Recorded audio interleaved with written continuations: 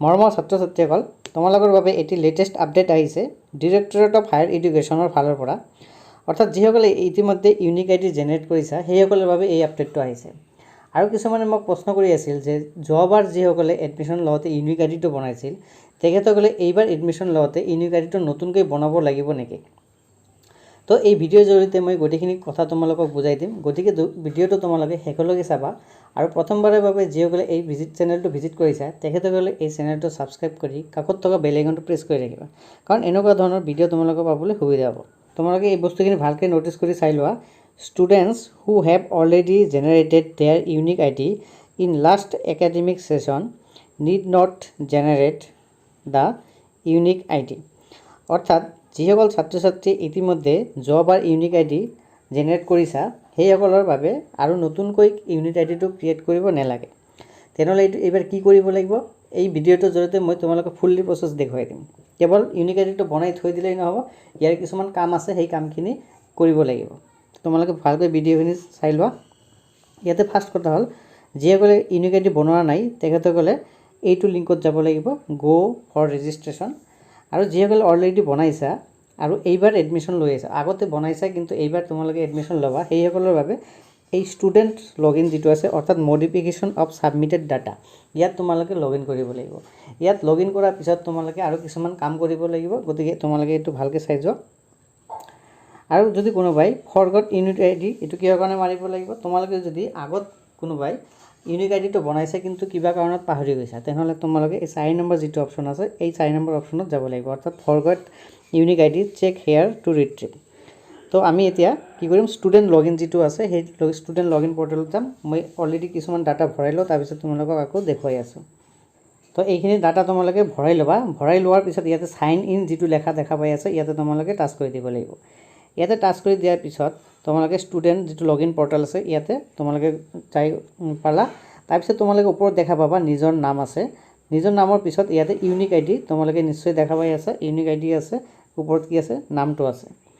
তাৰপিছত তোমালোকে তলত আহিব লাগিব। তলত অহাৰ পিছত তোমালোকে তিনিটা অপশ্যন দেখা পাবা। এটা থাকিব পাৰ্চনেল ইনফৰমেশ্যন, এটা থাকিব বেংক একাউণ্ট ডিটেইলছ, আৰু এটা থাকিব কোৱালিফাইং এক্সামিনেশ্যন এণ্ড এডমিশ্যন। তোমালোকে প্ৰথমতে আপডেট অৰ্থাৎ পাৰ্চনেল ইনফৰমেশ্যনৰ তলত যিটো আপডেট লিখা আছে ইয়াতে তোমালোকে চেক কৰিবা, ইয়াতে গোটেইখিনি ডিটেইলছ তোমালোকৰ আছে নে নাই। তো এইটো মাৰাৰ পিছত তোমালোকৰ ওচৰত এনেকুৱা এখন পেজ খোল খাব। ইয়াতে নিশ্চয় তোমালোকে দেখা পাই আছা, তোমাৰ নাম থাকিব, father name, mother name, mobile number, date of birth, gender, religion, caste, তাৰপিছত ষ্টেট, ডিষ্ট্ৰিক্ট, অৰ্থাৎ গোটেইখিনি তোমালোকে ইয়াতে থাকিব। আৰু যদি ইয়াতে কিবা ধৰণৰ মিচিং হৈ থাকে তেনেহ'লে তোমালোকে তাতে গৈ টাইপ কৰি দিব লাগিব। তাতে টাইপ কৰি দিয়াৰ পিছত তলত দেখা পাই আছে যিটো ছেভ, সেই ছেভত মাৰিব লাগিব। নেক্সট তোমালোকে কি কৰিবা, হোমত যাবা। হোমত যোৱাৰ পিছত তোমালোকৰ আকৌ এনেকুৱা এখন পেজ খোল খাব। আগৰ পেজটোত তোমালোকে ঘূৰি আহিবা।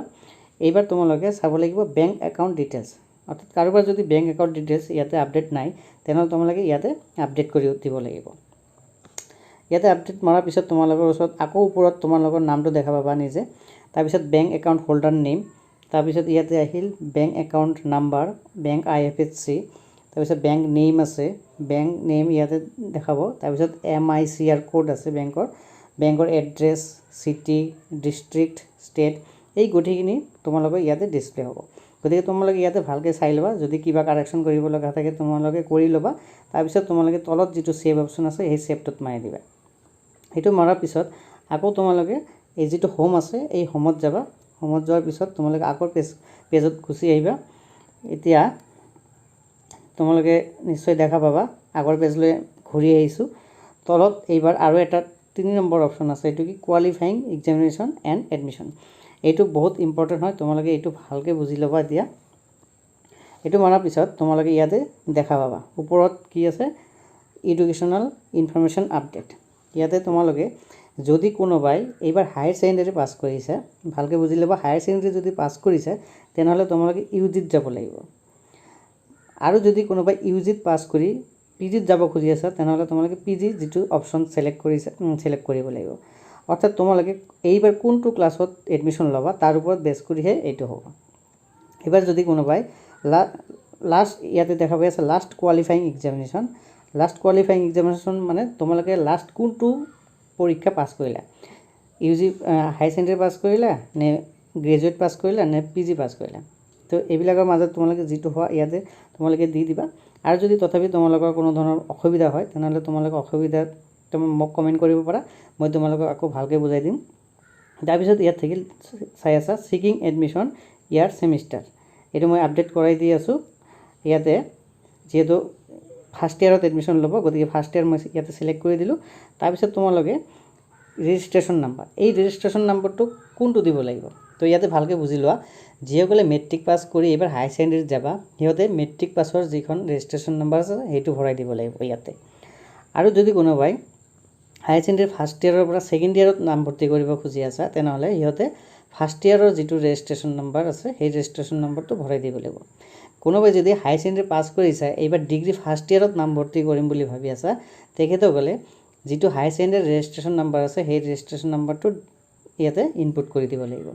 তো তাৰপিছত কি হ'ব, যিসকলে ডিগ্ৰীৰ ছেকেণ্ড ছেমত নামভৰ্তি কৰিম বুলি ভাবি আছা সিহঁতে ফাৰ্ষ্ট ইয়াৰ অৰ্থাৎ গুৱাহাটী ইউনিভাৰ্চিটিৰ ফালৰ পৰা তোমালোকে ফাৰ্ষ্ট ছেমিষ্টাৰৰ বাবে যিটো কি দিলে ৰেজিষ্ট্ৰেশ্যন নাম্বাৰ দিলে সেই ৰেজিষ্ট্ৰেশ্যন নাম্বাৰটো তোমালোকে ইয়াত ভৰাই দিব লাগিব।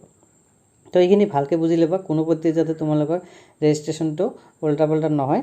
আৰু এইখিনি তোমালোকে প্ৰতি বছৰ আপডেট কৰি থাকিব লাগিব, এইটো ভালকৈ মনত ৰাখা। প্ৰতি বছৰ তোমালোকে এইটো আপডেট কৰিব লাগিব, কাৰণ যেতিয়া তোমালোকে প্ৰতি বছৰ এটা এটা ক্লাছ তোমালোকে আগবাঢ়ি যাবা আৰু সেইমতে তোমালোকে এইবিলাক যেনেকুৱা ছিকিং এডমিশ্যন ফৰ এইটো অলপ চেঞ্জ হ'ব পাৰে। তাৰপিছত ধৰা ছিকিং এডমিশ্যন ইয়াৰ তোমালোকে কোনটো হ'বা সেইটো ছেমিষ্টাৰ চেঞ্জ হ'ব পাৰে। লাষ্ট কোৱালিফাইং এক্সামিনেশ্যন তোমালোকে এইটো চেঞ্জ হ'ব পাৰে। তো এনেকুৱা ধৰণে তোমালোকে চেঞ্জ কৰি থাকিব লাগিব প্ৰতিবাৰে। তো এইখিনি তোমালোকৰ কমপ্লিট হোৱাৰ পিছত তোমালোকে আকৌ ওপৰত যাই এইটো হোম যিটো দেখা পাই আছা এই হোমত মাৰিব লাগিব। হোমত মৰাৰ লগে লগে তোমালোকে আগৰ পেজখনত গুচি যাবা। তাৰপিছত তোমালোকে ইয়াতে দেখা পাই আছা একনলেজমেণ্ট যিটো দেখা পাই আছা সেই একনলেজমেণ্টত তোমালোকে টাচ কৰি দিব লাগিব। ইয়াতে টাচ কৰি দিয়াৰ পিছত তোমালোকৰ যিখন ইউনিক আই ডি আছিল সেই ইউনিক আই ডিখন ইয়াতে জেনেৰেট হৈ যাব। তোমালোকে ইয়াতে ভালকৈ চাই ল'বা, নিজৰ নাম আছে, ইউনিক আই ডি আছে, তাৰপিছত কোনটো তোমালোকে ৰেজিষ্ট্ৰেশ্যন কৰিছা, HSLC নে PG কৰিছা, যিয়ে নকৰা কিয়। তাৰপিছত তোমালোকে ষ্টুডেণ্ট নেম থাকিল, father mother mobile number date of birth গোটেইখিনি ইয়াতে তোমালোকে শ্ব' কৰিব। তাৰপিছত তোমালোকে এইটো ভালকৈ প্ৰিণ্ট কৰি ৰাখিবা। এইবাৰ তোমালোকে আৰু এটা বস্তু ইয়াতে নজৰ দিয়া, ইয়াতে ভালকৈ লিখা আছে ৰেড কালাৰৰ, এইটো কিহৰ কাৰণে চৰকাৰে লৈ আছে তোমালোকে ইয়াতে চাই লোৱা। Students are requested to properly verify their bank account WRT reimbursement of free textbook scheme.